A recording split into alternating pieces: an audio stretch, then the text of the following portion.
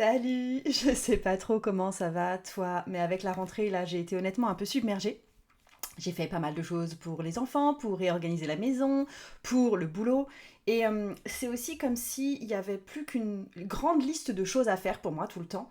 Et c'est comme s'il y avait une forme de joie et d'enthousiasme qui avait disparu, tu vois. Je suis vraiment dans la liste de choses à faire, tu vois. Donc, je pense que tu es un petit peu pareil que moi. Je t'invite à presser sur le bouton stop.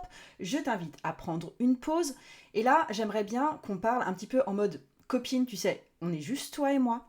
On se pose là, c'est maintenant, j'ai pris un café et je pense qu'on peut se poser avec notre tarot pour faire, tu vois, un espèce de check-in, une espèce de récap, quelque chose qui soit honnête, comme, tu vois, quelque part comme deux potes qui marchent côte à côte, en petite randonnée light, là, tu vois. Donc, ce que je voulais te proposer ici, c'est un tirage en 5 questions qui vont être très puissantes pour faire un point mental, émotionnel, physique, spirituel et retrouver ce qui te fait du bien. Donc, ce que je vais faire, c'est que je vais faire en même temps le même tirage pour moi, pour que tu aies un exemple aussi de comment moi je vais pouvoir interpréter les cartes pour moi-même, de là où j'en suis, etc. Toi, tu peux prendre de quoi noter pour écrire ce qui vient. Aussi parce que je vais te donner des choses à faire, je vais pas que te donner le tirage de tarot.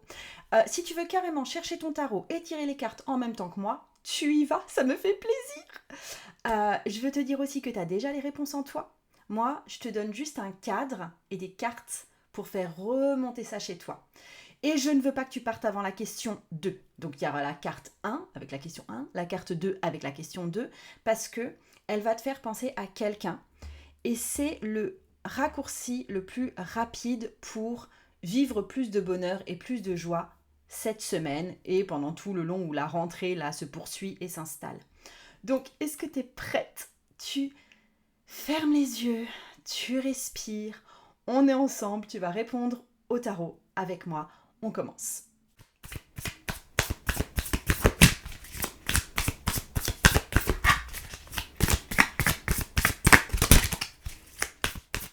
Première carte qu'on va voir ensemble. La carte va tout simplement répondre à la question de façon très honnête.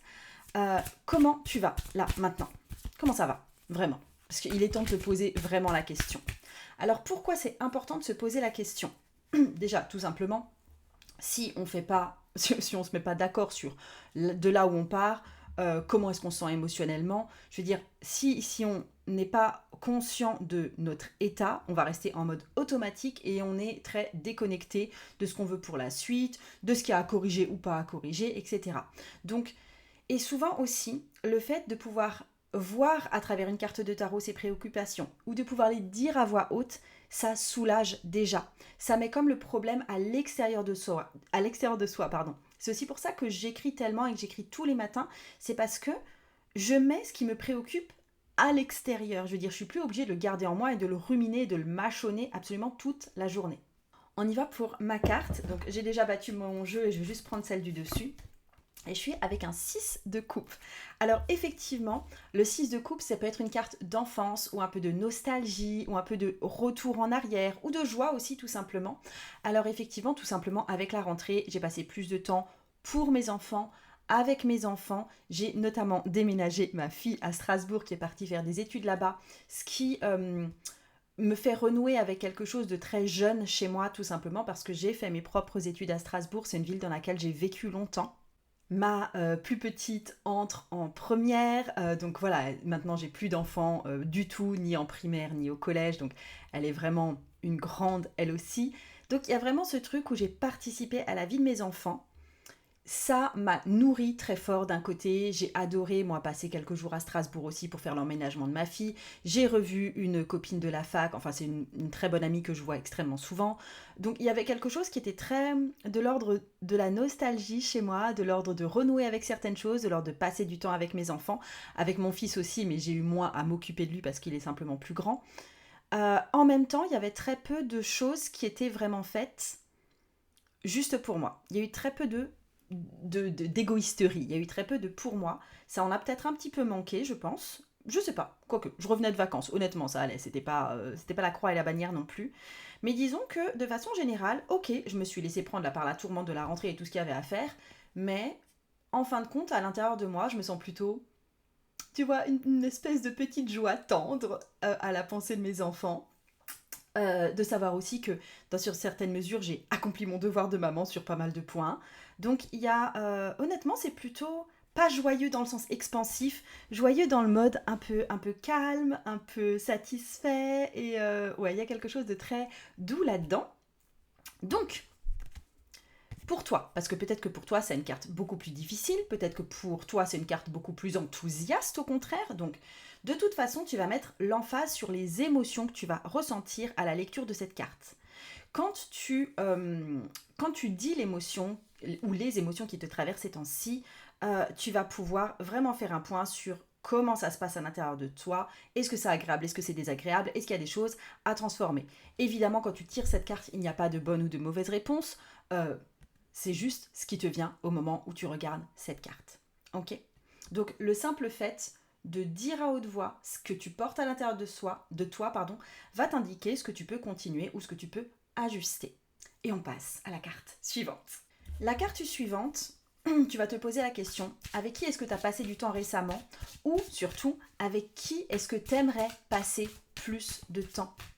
En fait, j'aimerais vraiment que tu saches que la qualité de ta vie est vraiment concordante avec la qualité de tes relations. Et je veux vraiment t'inviter à ne pas attendre que la personne t'invite particulièrement ou que la personne te contacte particulièrement. Tu peux aller, toi, provoquer cette rencontre. Je pense que la personne à qui tu penses ou que va désigner la carte en a tout autant envie que toi. D'accord? Donc je te donne mon exemple personnel d'une personne peut-être avec qui j'ai passé un peu de temps et j'aimerais passer plus de temps avec cette personne, ou simplement une personne que j'ai même pas vue du tout et avec qui j'aimerais plus passer de temps. Alors, on est avec le magicien. Oh. Enzo, elle est pour toi celle-là. Je pense à Enzo quand je regarde cette carte-là. Enzo, ça a été un de mes coachs à certains moments de ma vie. Et en fait, on a une relation réciproque de coaching sur différents pans de notre vie. Et il vit en République dominicaine. Ces temps-ci, il voyage pas mal. Et en fait, c'est une personne à qui je tiens beaucoup.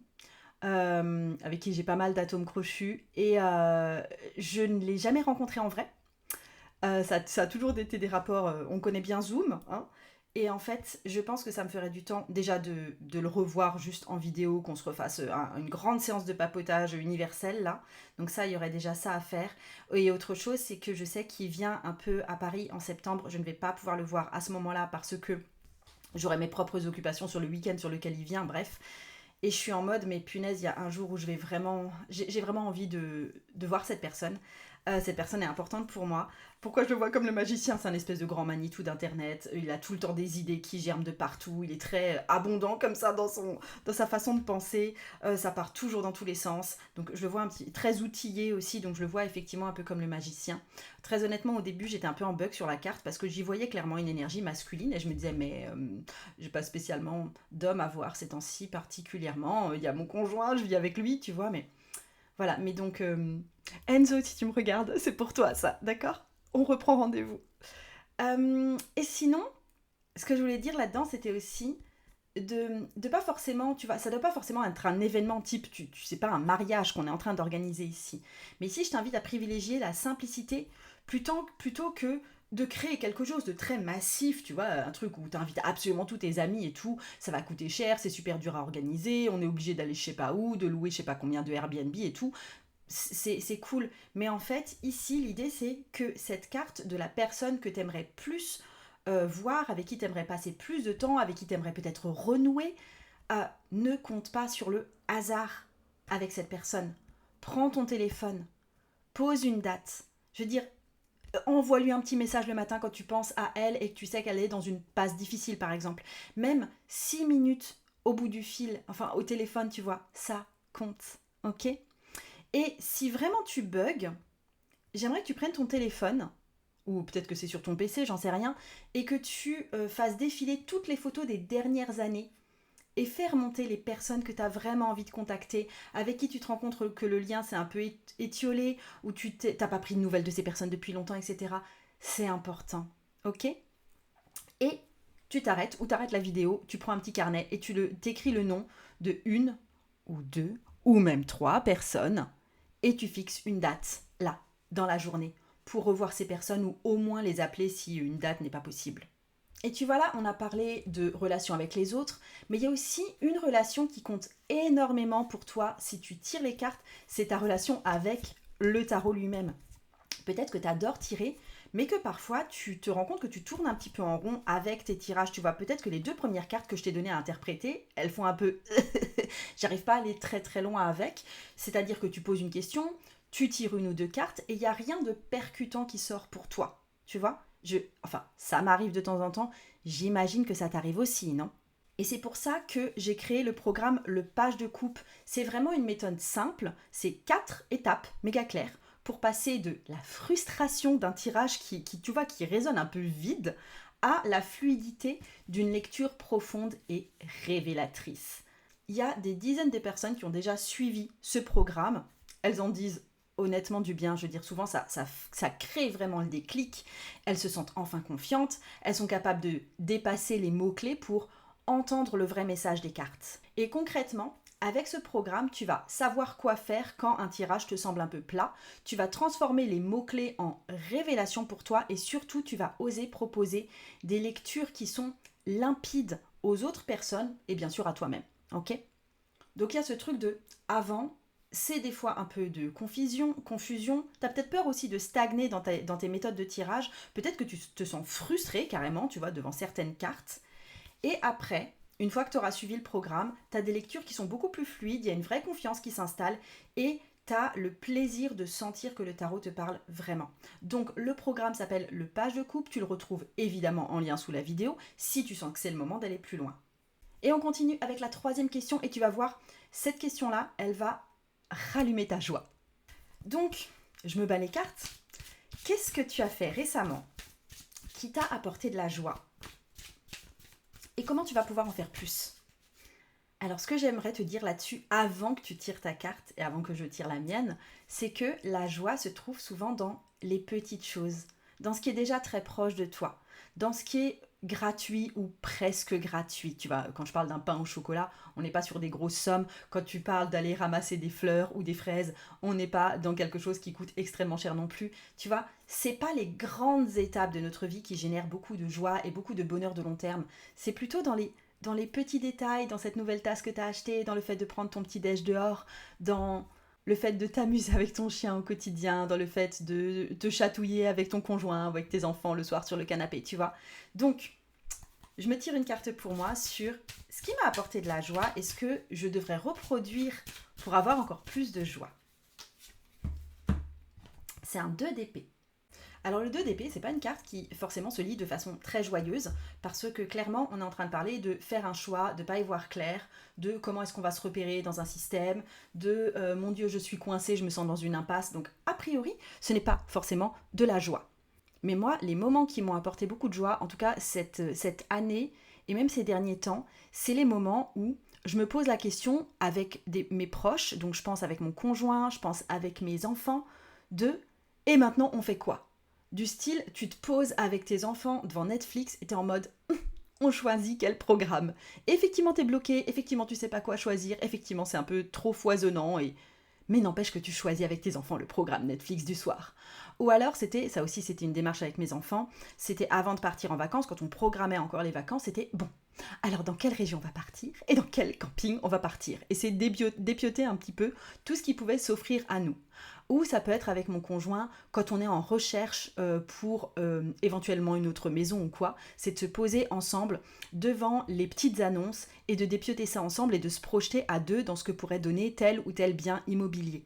Tu vois, être face à une multitude de choix avec des personnes que j'aime et devoir choisir ensemble et se projeter dans ce que sera le futur, même si c'est juste une série Netflix, c'est super sympa à vivre pour moi. Et effectivement, c'est de genre de petits bonheurs quotidien, c'est même pas la décision elle-même en fait qui est importante, c'est même pas l'action après qui est importante, c'est ce temps un peu de flou, on est en train de peser le pour et le contre ensemble, oui, ça c'est du bonheur pour moi, tu vois.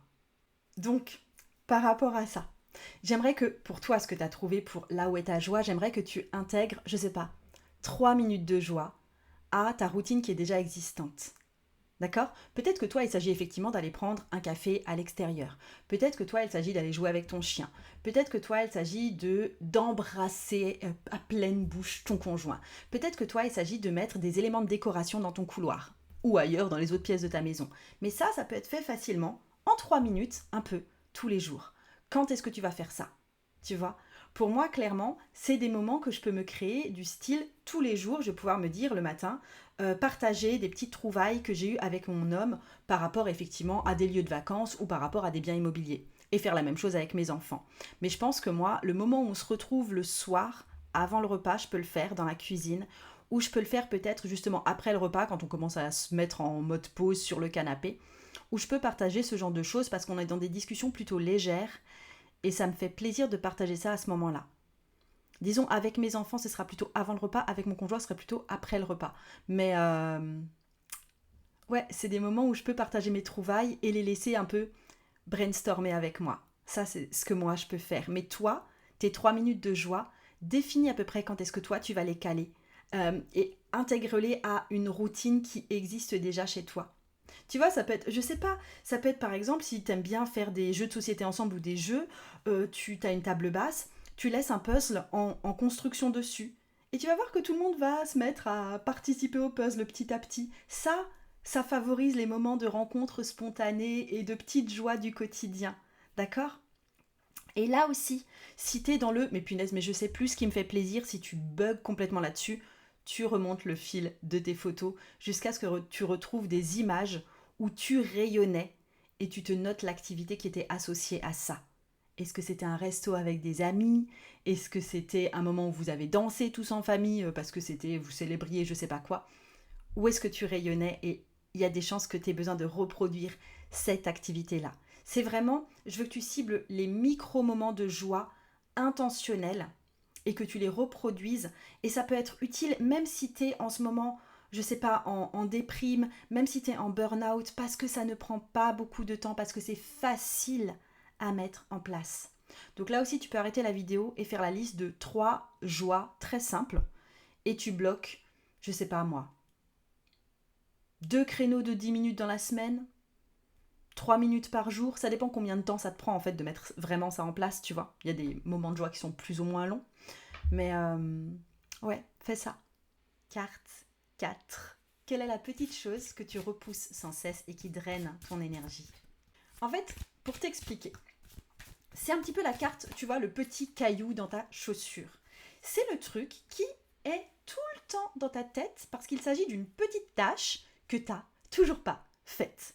Et du coup, ça te pèse disproportionnellement sur les épaules et dans la tête et au niveau de tes pensées. C'est quelque chose qui est tout le temps dans ta tête et que tu fais pas parce que tu le fais pas, tu vois, c'est tout. C'est du style, oh mon Dieu, ça fait 4 mois que je dois prendre rendez-vous chez le médecin pour je sais pas quel petit problème et tu le fais toujours pas, mais du coup ça tourne tout le temps en tâche de fond. Ou je dois changer l'ampoule du couloir qui est grillée et tu ne le fais pas. Et il y a un truc dont on se rend pas compte, c'est qu'on passe énormément plus de temps à y penser, à peut-être qu'on va le faire, à mon Dieu mais quand est-ce qu'on va le faire, mon Dieu peut-être aujourd'hui je vais le faire mais en fait non, plutôt que de le faire parce que l'action à faire en général dure moins de 5 minutes. Point. Donc, je te montre l'exemple pour moi. Donc, c'est quoi la petite chose que je repousse tout le temps et qui draine mon énergie? C'est un chevalier de coupe.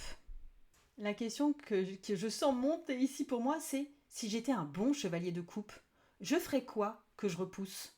Il y a un peu ce truc pour moi d'être peut-être plus là pour mes parents, c'est-à-dire les appeler plus au quotidien.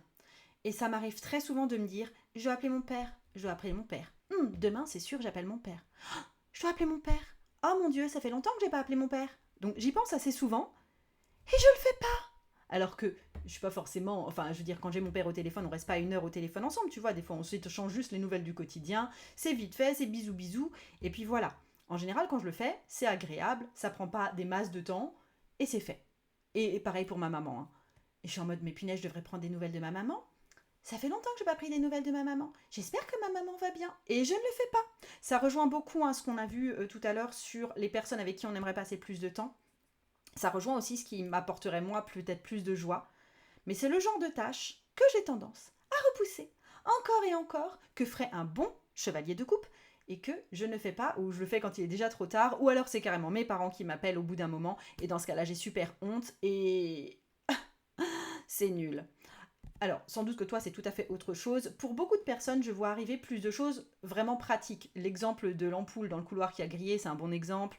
L'exemple du docteur à appeler, c'est le bon exemple aussi. Mais tu vois, j'aimerais que tu viennes reconnaître ici, avec cette carte, l'espèce de honte que tu peux ressentir de ne pas faire ce truc, ou l'espèce de dégoût que tu peux ressentir face à ça, ou le truc de je me juge de toujours pas l'avoir fait, tu vois. Et ça se dédramatise dès que tu te rends compte qu'en fait, t'as procrastiné à fond la caisse sur un truc qui était bête, tu vois, qui était facile à faire et qui a pas pris tellement de temps que ça. Ça t'aide à le voir, tu vois, de voir cette carte, j'ai envie que tu te dises, bon, ok, bon, il est peut-être temps d'arrêter de me prendre la tête là-dessus, et à la place de me prendre la tête, bah, de me prendre 5 minutes. Ça va aller.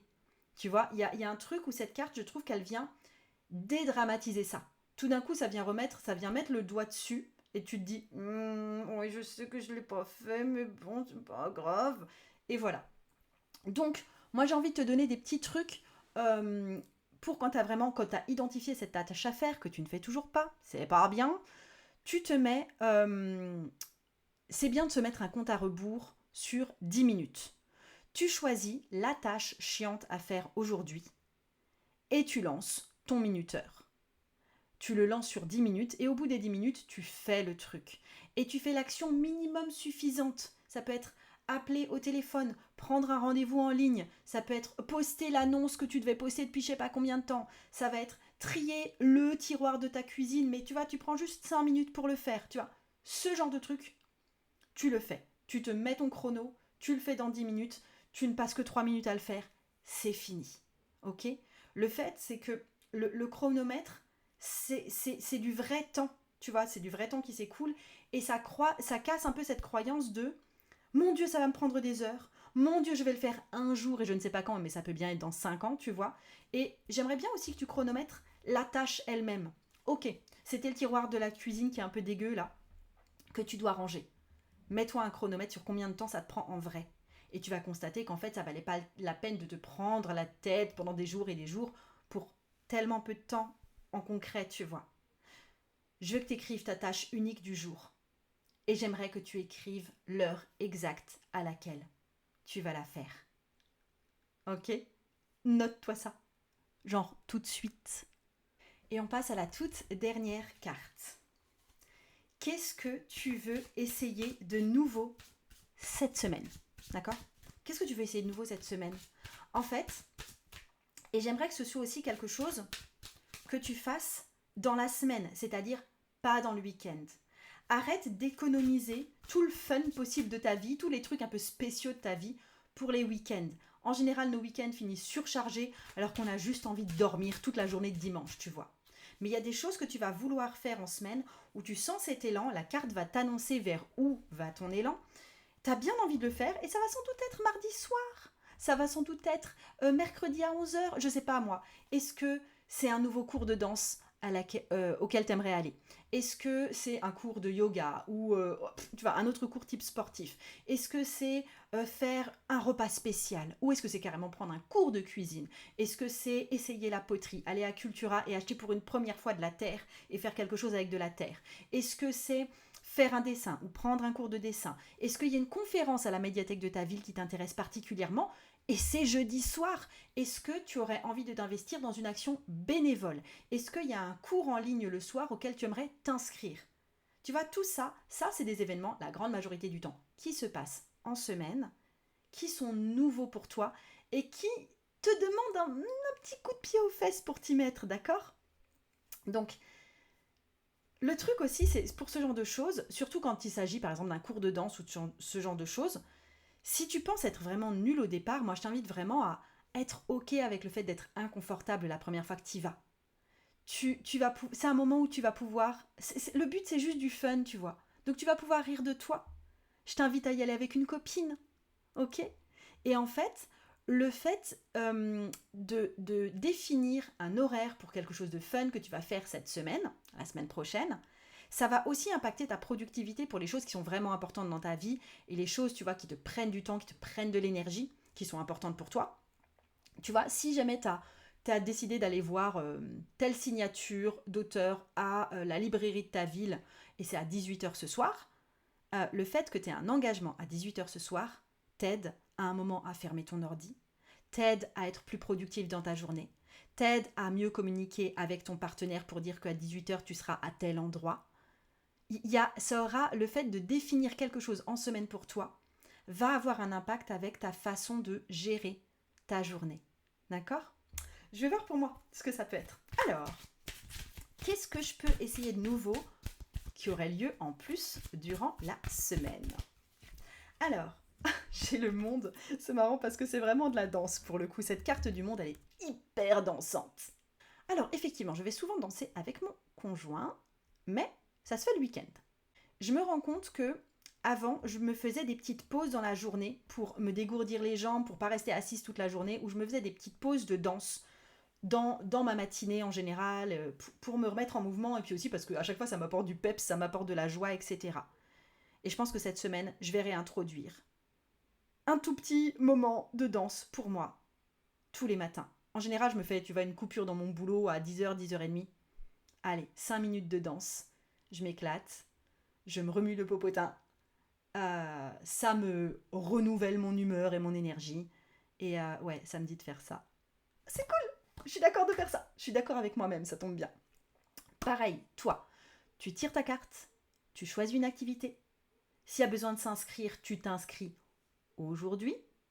Si ça se fait avec une copine, t'envoies le message à ta copine en disant « Tu viens avec moi mercredi ?» et puis tu lui dis pourquoi. Et il y a des chances qu'elle vienne, d'accord ? Ça, c'est à faire pour toi. Maintenant. Donc, je te redis un petit peu les 5 questions, un petit peu rapidement. Comment tu vas ? Une personne à contacter ? Une micro-joie à planifier ? Une tâche repoussée que tu as à faire ? Une nouveauté en semaine que tu dois réserver. J'ai triché un petit peu parce que pour moi, c'est pas complètement neuf. C'est quelque chose que j'ai un peu laissé tomber là, avec le rythme de la rentrée, à un moment les vacances et tout. Mais bref, ok ? Je me suis autorisée à tricher. Pour moi, j'ai envie aussi de te dire de revenir à ces 5 cartes, de te refaire ce tirage. À chaque fois que tu te sens décalé ou perdu, ou quand tu remarques que tu as perdu un certain sens de la joie au profit de ta to-do list, ok ? Et si toi, tu tires souvent les cartes, mais que parfois, tu tournes un peu en rond, je t'ai parlé tout à l'heure du programme Le Page de Coupe, c'est une méthode simple, en 4 étapes, pour transformer un tirage qui est peut-être un peu creux, en lecture fluide et révélatrice et qui veut vraiment dire quelque chose au sein de ta vraie vie. Les personnes qui l'ont suivi, elles disent qu'elles se sentent enfin confiantes avec leur tirage. Et enfin, ça n'a pas de prix pour moi, ça. Donc tu trouves le lien juste sous la vidéo si tu sens que c'est le bon moment pour toi. Sinon, franchement, envoie cet épisode ou ces 5 questions, ce tirage, tu vois, à une amie qui t'est venue à l'esprit à la question 2. Ou tu lui proposes de lui faire toi ce tirage de tarot, ça peut être une super idée aussi et ça peut ramener de la joie également dans ta vie. Tu sauvegardes cet épisode, tu t'abonnes à la chaîne, tu me dis en commentaire la nouveauté que tu as envie de tester cette semaine et je t'invite à regarder la vidéo qui apparaît quelque part là au-dessus parce que c'est la suite logique pour toi. Je t'embrasse bien fort, je te souhaite une très très belle rentrée.